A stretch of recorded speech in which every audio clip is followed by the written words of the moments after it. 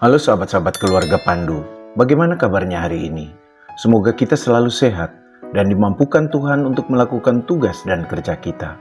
Selamat bertemu kembali di channel Keluarga Pandu dalam program Studi Alkitab. Studi Alkitab kita kali ini diambil dari 2 Korintus 5 ayat 17-19. Sebelum mendengarkan penjelasan saya, silakan sahabat-sahabat keluarga Pandu membaca teks Alkitabnya terlebih dulu. Sebelum lanjut, jangan lupa subscribe, like, komen, dan share untuk membantu mengembangkan channel ini, supaya channel ini bisa bermanfaat untuk siapa saja. Catatan-catatan tentang penulisan kitab 2 Korintus umumnya mengonfirmasi bahwa Paulus menulis 2 Korintus sekitar tahun 55 sampai dengan 57 Masehi di Makedonia yang ditujukan kepada komunitas Kristen di Korintus, sebuah kota yang dinamis di dalam kekaisaran Romawi. Surat ini ditulis selama perjalanan misi Paulus yang ketiga, karena ia menyadari bahwa suratnya yang pertama tidak cukup menjawab tantangan yang dihadapi jemaat Korintus. Bertekad untuk memberi bimbingan yang efektif, ia menulis surat kedua ini. Gereja Korintus sedang bergulat dengan isu-isu penting termasuk perpecahan, amoralitas, dan hubungan yang tegang antara Paulus dan beberapa anggota jemaat. Ketegangan ini berasal dari keraguan akan otoritas Paulus di antara anggota jemaat tertentu. Menanggapi hal ini, Paulus dengan berani membela otoritas kerasulannya, memberikan dorongan, dan membahas berbagai masalah teologis dalam 2 Korintus.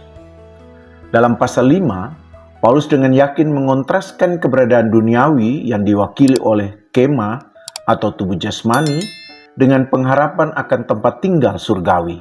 Lihat pasal 5 ayat 1-4. Di ayat 11-21, ia menguraikan tentang pelayanan pendamaian, menjelaskan bagaimana orang percaya diperdamaikan dengan Allah melalui Kristus, dan menyoroti peran penting para rasul dalam menyebarkan pesan yang penuh kuasa. Ia menekankan keharusan bagi orang percaya untuk hidup sebagai duta Kristus. Paulus membahas pengharapan yang mendalam yang dimiliki oleh orang-orang percaya untuk hidup bersama dengan Allah di pasal 5 ayat 8 dan menerima pahala di pasal 5 ayat 10. Dia merefleksikan motivasi yang mendalam di balik pelayanan pendamaian dan menekankan tanggung jawab yang menyertainya dengan mendorong orang-orang percaya untuk hidup bagi Kristus dan bukan bagi diri mereka sendiri. Lihat pasal 5 ayat 15. Ayat 17-19 sangat penting untuk memahami bagaimana rekonsiliasi dicapai dan dampak transformatifnya. Ayat 17 secara khusus menggarisbawahi perubahan radikal yang terjadi ketika seseorang berada di dalam Kristus. Sementara itu, ayat 18-19 menyoroti inisiatif Allah dalam mendamaikan umat manusia dengan dirinya melalui Kristus, serta peran penting yang dimainkan oleh orang-orang percaya dalam menjalankan pelayanan yang esensial ini. Mari kita memahami lebih jauh ayat 17-19 yang menjadi bahan studi Alkitab kita. Di ayat 17, Paulus memulai dengan menyoroti persekutuan luar biasa yang dimiliki orang percaya dengan Kristus. Ketika dia berbicara tentang berada di dalam Kristus, dia mengacu pada lebih dari sekadar posisi. Ini tentang hubungan transformatif yang membawa kehidupan baru. Gagasan tentang berada di dalam Kristus adalah tema utama dalam pesan Paulus. Dan hal ini menandakan perubahan yang nyata dalam hidup kita. Paulus menjelaskan proses transformatif ini dalam Roma 6 ayat 3-4 dengan menekankan bahwa kita mengalami hidup baru di dalam Kristus melalui kematian dan kebangkitannya. Hal ini seperti sebuah kesatuan yang indah yang kita bagikan melalui iman dan baptisan. Perubahan ini bukan hanya perubahan kecil, ini adalah transformasi yang radikal. Beberapa orang bahkan menafsirkannya sebagai pembaruan yang menyeluruh dan bukan hanya memperbaiki perilaku moral kita. Bagi orang-orang percaya Yahudi, pada masa Paulus, undangannya menandai perubahan yang signifikan. Mereka berpindah dari mengharapkan kerajaan Yahudi yang bersifat duniawi menjadi memeluk kerajaan Allah yang hidup dan hadir berkat karya Yesus Kristus. Pergeseran ini juga mendorong mereka untuk melepaskan diri dari standar-standar duniawi dan merangkul gaya hidup yang mencerminkan keberadaan di dalam Kristus. Ketika Paulus menggunakan kata Yunani kaine, yang artinya baru, di samping kata ktisis, yang artinya ciptaan, ia menunjukkan bahwa ini bukan hanya sesuatu yang baru dalam hal waktu, tetapi juga kualitas dan substansi yang sama sekali baru. Kaine menggambarkan sesuatu yang benar-benar segar dan unik yang belum pernah ada sebelumnya. Ini berbeda dengan kata neos, yang hanya berarti sesuatu yang baru dalam waktu. Dan ktisis mengacu pada tindakan penciptaan Allah yang luar biasa ini. Ini semua tentang kehidupan baru yang luar biasa yang dapat kita alami dalam hubungan dengan Kristus. Paulus menyampaikan sebuah pesan yang menenteramkan. Setiap orang yang ada di dalam persekutuan dengan Kristus telah ditransformasikan dengan penuh kasih oleh Allah menjadi ciptaan yang baru. Ini bukan hanya masalah kemauan atau usaha. Paulus menekankan bahwa kita tidak perlu menunggu untuk dijadikan baru. Kita sudah menjadi ciptaan baru di dalam Kristus. Perubahan ini merupakan perubahan yang signifikan dari diri kita yang lama, dan Paulus dengan indah menangkap hal ini dalam pernyataannya, yang lama sudah berlalu, sesungguhnya yang baru sudah datang. Dengan menggunakan frasa sudah datang, ia mengingatkan kita bahwa perubahan ini nyata dan telah terjadi. Bahkan jika kita memahami menjadi ciptaan baru sebagai sebuah perjalanan yang bertahap, Paulus mengingatkan kita bahwa proses yang menggairahkan ini telah dimulai bagi mereka yang ada di dalam Kristus dan akan terus berlanjut sampai Dia datang kembali. Ini adalah pesan yang menggembirakan, terutama ketika kita mungkin merasa buntu atau tidak yakin akan kemampuan kita untuk berubah. Kita memiliki banyak alasan untuk percaya bahwa perubahan itu bisa terjadi, karena menjadi ciptaan baru adalah hasil karya Tuhan yang luar biasa. Kita hanya perlu membuka hati kita dan mempercayainya sepenuhnya. Dengan menjadikan ini bagian dari iman, kita dapat benar-benar menjadi ciptaan baru yang merayakan kasih dan anugerah yang Tuhan miliki untuk kita masing-masing. Apa yang dimaksud dengan menjadi ciptaan baru, dan bagaimana hal ini merepresentasikan sebuah perubahan radikal yang lebih dalam daripada sekadar melakukan perbaikan moral? Mari kita pertimbangkan sebuah contoh yang menyentuh hati. Bayangkan seseorang yang di masa lalu telah bertindak tidak adil. Jika mereka berhenti berperilaku tidak adil hanya karena mereka menyadari bahwa tindakan mereka salah, maka hal itu mencerminkan perubahan moral. Namun jika orang tersebut membuka hati kepada Tuhan dan merasa terdorong untuk mendukung mereka yang menderita ketidakadilan, secara aktif mengadvokasi hak-hak mereka dan membela apa yang benar, maka itu adalah transformasi yang mendalam. Orang ini tidak hanya bekerja untuk keadilan, tetapi mereka juga berusaha untuk membangun hubungan yang tulus dengan mereka yang telah diperlakukan tidak adil, membantu mereka mendapatkan keadilan yang layak mereka dapatkan. Inilah esensi dari perubahan radikal. Ini lebih dari sekadar perbaikan pribadi. Jika kita hanya berfokus pada perubahan moral, hal itu dapat dengan mudah menjadi berpusat pada diri sendiri, didorong oleh perasaan bersalah atau iri hati. Tetapi perubahan radikal yang sejati mengilhami orang-orang percaya untuk menggunakan hidup mereka dengan cara-cara yang bermakna, yang bermanfaat bagi orang lain. Di ayat 18, Paulus dengan tegas menyatakan bahwa segala sesuatu, bahasa Yunaninya panta, berasal dari Allah. Penegasan ini berhubungan dengan pembahasannya tentang berada di dalam Kristus dan menjadi ciptaan baru, termasuk karya penting dari rekonsiliasi yang disebutkan dalam ayat ini. Paulus dengan tegas menekankan bahwa rekonsiliasi antara orang percaya dan Allah bukanlah hasil usaha manusia. Ini adalah tindakan ilahi yang dilakukan melalui Yesus Kristus. Dengan mengungkapkan hal ini melalui frasa "melalui Yesus Kristus", Paulus menyoroti peran penting Kristus dalam proses pendamaian dan keselamatan.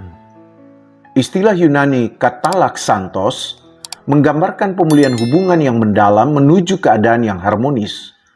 Hal ini menandakan pergeseran dari sebuah permusuhan menjadi persahabatan, dari kehancuran yang ditimbulkan oleh dosa menjadi keselamatan yang terjadi melalui kematian dan kebangkitan Kristus. Istilah katalaksantos adalah dalam bentuk aorist aktif participle yang menyatakan bahwa rekonsiliasi itu lengkap dan permanen, bukan perbaikan sementara. Oleh karena itu, tidak perlu ada rekonsiliasi berikutnya. Tindakan transformatif ini sepenuhnya diprakarsai dan diwujudkan oleh kehendak dan tindakan Allah. Pemahaman ini merupakan dasar dari teologi anugerah Paulus. Manusia tidak mencapai rekonsiliasi dengan kekuatannya sendiri, tetapi sepenuhnya bergantung pada anugerah dan inisiatif Allah. Karena Allah telah membawa kita kembali ke dalam hubungan dengannya melalui Yesus Kristus, Dia dengan penuh kasih memberikan pelayanan pendamaian kepada kita. Kata memberi berasal dari kata Yunani dontos yang berasal dari kata didomi. Ini berarti bukan sembarang pemberian, tetapi pemberian yang benar-benar istimewa. Allah membagikan kepada orang percaya pelayanan pendamaian yang indah, sama seperti pendamaian yang Dia tawarkan kepada umat manusia adalah hadiah yang sangat berharga. Namun inilah bagian yang luar biasa. Pendamaian ini tidak dimaksudkan untuk berhenti di antara Allah dan kita. Sebaliknya, kita diundang untuk terus melanjutkan pelayanan ini. Kata rekonsiliasi berasal dari bahasa Yunani katalages, yang berarti memulihkan hubungan. Katalages memiliki makna yang sama dengan katalaksantos. Yang pertama adalah kata benda, sedangkan yang kedua adalah kata kerja. Intinya, 2 Korintus 5 ayat 18 membagikan pesan yang menginspirasi tentang bagaimana Allah secara aktif bekerja untuk membawa dunia kembali kepadanya. Ayat ini memberitahukan kepada kita bahwa sebagai orang percaya, ciptaan baru di dalam Kristus, kita memiliki hak istimewa untuk menjadi duta perdamaian. Setelah mengalami pendamaian dari Allah, kita dipanggil untuk membagi pesan yang sama kepada orang lain. Misi kita bukan hanya tentang menerima kasih karunia Allah, misi kita adalah untuk secara aktif menyebarkan kabar baik dan mengundang orang lain untuk diperdamaikan dengan Allah melalui Kristus. Pertama-tama kita harus menunjukkan bagaimana rasanya hidup dalam damai dengan orang-orang di sekitar kita. Mari, melalui hidup kita sendiri, kita tunjukkan dengan serius bahwa kita adalah pelayan rekonsiliasi dengan membagikan kasih yang telah kita terima. Hubungan antara menjadi ciptaan yang baru, tindakan rekonsiliasi Allah, dan peran sebagai duta rekonsiliasi sangatlah menginspirasi. Pertama, kita melihat bagaimana konsep ciptaan baru sangat terkait dengan rekonsiliasi Allah atas umat manusia. Tanpa kuasa transformatif dari rekonsiliasi melalui Yesus Kristus, kemungkinan untuk menjadi ciptaan yang baru akan tetap berada di luar jangkauan. Rekonsiliasi membuka jalan bagi pendamaian, memulihkan kedudukan kita yang benar di hadapan Allah, menghilangkan penghalang dosa, dan memberdayakan orang-orang percaya untuk merangkul identitas mereka sebagai ciptaan baru. Dalam perjalanan ini, orang-orang percaya dibebaskan dari dosa dan mewarisi damai sejahtera yang berlimpah dari kasih karunia Allah melalui Yesus Kristus. Kedua, status sebagai ciptaan baru selaras dengan misi untuk membagikan pesan rekonsiliasi, khususnya kepada orang-orang yang belum percaya. Orang-orang percaya dipanggil untuk dengan berani memberitakan bahwa setiap orang memiliki kesempatan yang sama untuk berhubungan kembali dengan Allah dan menerima kasih karunia ilahi melalui Yesus Kristus. Seseorang yang telah diperdamaikan dengan Kristus dan ditransformasikan menjadi ciptaan baru, tidak hanya mengakui kesalahan-kesalahan mereka dan mencari pengampunan, tetapi juga dengan sukarela menjadi pembawa damai dan pelayan rekonsiliasi. Jalan ini menuntut pengorbanan yang mendorong orang lain untuk hidup secara harmonis dengan diri mereka sendiri, dengan orang lain, dan dengan Tuhan. Nelson Mandela merupakan contoh yang kuat dari seorang pelayan rekonsiliasi. Dia tidak hanya berusaha menyembuhkan luka masa lalu dengan orang-orang yang telah memperlakukannya dengan buruk selama masa dia di penjara, tetapi juga membina hubungan yang positif dengan mereka. Lebih jauh lagi, dia menginspirasi banyak orang lain untuk berdamai dengan orang-orang yang telah menyakiti mereka menerangi jalan menuju masa depan yang lebih damai. Di ayat 18, Paulus dengan jelas menekankan pendamaian yang Allah lakukan secara khusus dengan orang-orang percaya. Namun di ayat 19, ia dengan kuat memperluas konsep ini untuk mencakup Allah yang memperdamaikan seluruh dunia dengan dirinya. Pergeseran ini menggambarkan bahwa rekonsiliasi tidak terbatas pada orang-orang percaya saja, sehingga ayat 19 ini menjadi ayat yang lebih universal dan inklusif. Maksud Paulus adalah untuk menyoroti rekonsiliasi yang melampaui orang-orang percaya dan mengundang seluruh dunia untuk mengambil bagian di dalamnya. Istilah kosmon dalam ayat 19 tidak hanya mengacu pada dunia. Istilah ini juga menunjuk pada alam semesta yang mendorong kita untuk memahami makna dunia tidak hanya dalam hubungannya dengan manusia, tetapi juga dengan seluruh ciptaan. Dengan mendamaikan dunia dengan dirinya melalui Kristus, Paulus menegaskan bahwa Allah tidak menanggung dosa-dosa manusia atas diri mereka sendiri. Biasanya, dalam sebuah proses rekonsiliasi, akan ada pengakuan yang terperinci mengenai kesalahan-kesalahan yang ada dan masing-masing pihak bertanggung jawab atas kesalahan-kesalahan mereka. Namun, Paulus dengan berani menyatakan bahwa ketika Allah mendamaikan dirinya dengan dunia, dia memilih untuk tidak memperhitungkan dosa-dosa yang telah dilakukan oleh dunia. Hal ini menandakan bahwa dunia tidak memiliki hutang yang harus dibayar atas pendamaian Allah. Karena itu tidak lagi ada penghukuman atas dunia seperti dalam kisah Nuh. Konsep pengampunan dosa ini merupakan inti rekonsiliasi antara Allah dan manusia yang dicapai melalui pengorbanan Kristus di kayu salib. Tindakan yang penuh kuasa ini tidak hanya memulihkan hubungan antara Allah dan manusia, tetapi juga menggarisbawahi kedalaman kasih karunia dan belas kasihan Allah. Hubungan antara ayat 19 dan 18 menyoroti sebuah kebenaran yang sangat penting. Allah lah yang mengambil inisiatif dalam pendamaian, bukan manusia.